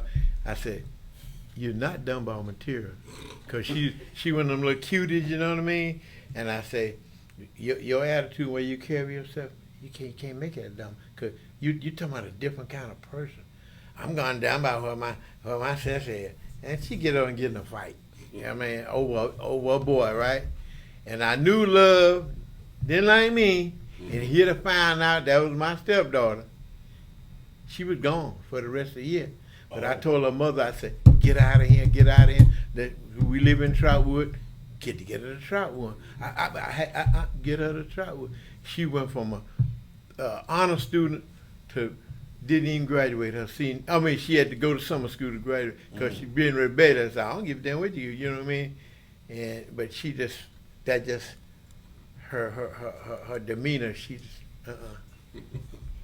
beautiful child, man, good person now, but It's always a character. Yeah. I mean, she's spotless, man. You can be sitting down there eating. Will you please wait till we get through eating? She started collecting dishes and washing. She got OCD. OCD. I can relate. So we're gonna end the show. I thank these two gentlemen for being here with us today. I thank Coach Smed and T-Shirt Kings. If you need a shirt made, he can get it made for you in a day, an hour. Yeah. He'll have it right for you. I'm about 3 minutes right now. Right. 3 minutes? Yeah. He'll have a shirt for you in 3 minutes. So come on up here, get your shirt made. Whatever you need. You want to do a photo shoot, he'll take care of that also. Yes. He's an entrepreneur. Peanut's not here, but like we said before, get off that block and hit them stocks. Yeah. Peanut get you right with the stocks and stuff, so come on up here. You're having your stuff on display? Oh yeah. Well, I got in the front He's In got a the whole front, I got thing. the store in the front where people Yeah, come what I'm in, talking our about. retail in the front. Yep. So what we're gonna do, we're gonna put this thing together. This the Montgomery Masters Classic, Yep. the M&M Classic. But There it is. you got to have people downtown. They're gonna cooperate do- to they're gonna We buy got in. them. We got them for you, go. We got it. We're gonna We make it kicked happen. out all the people who wouldn't do it. It's We gonna happen. assembled to somebody that's It's gonna gonna- work it's in our gonna favor happen. now. And we're gonna get all the people they're gonna come, and we're gonna give you your flowers. Your Give me my guys will be flower able before to- I yet live. while you So live. that I can see While the you beauty live. that it I just brings. want y'all to Yeah, know yeah. I love you. I Yes, sir. thank you. I thank you for the brothers that you saved out here. You know, even the guys like myself. You know, just thank you so much. Thank you for tuning in. I'm sorry about last week's show with Brandon McKinney. We had some things that came up that we couldn't do the show, but we're gonna work to get Brandon in next week. Yeah. That's a 9-year NFL vet, Michigan State guy, great person, great personality. We're gonna get him in here. We're working on getting Chris Wright in here and talk to him. Like I said, we're getting Dayton legends, sports legends in here, and we're talking to them. We're giving them their flowers. This is my man Darren Bird. I'd like to thank again Coach Groundhog Montgomery, Coach Pat Masters for being here. I'm Coach K, and Coach K Sports Corner, Coach Smed, and we're out. Remember, God bless. Love you. Thanks for having me. Thank you. Peace. Good job. Peace. Very good job.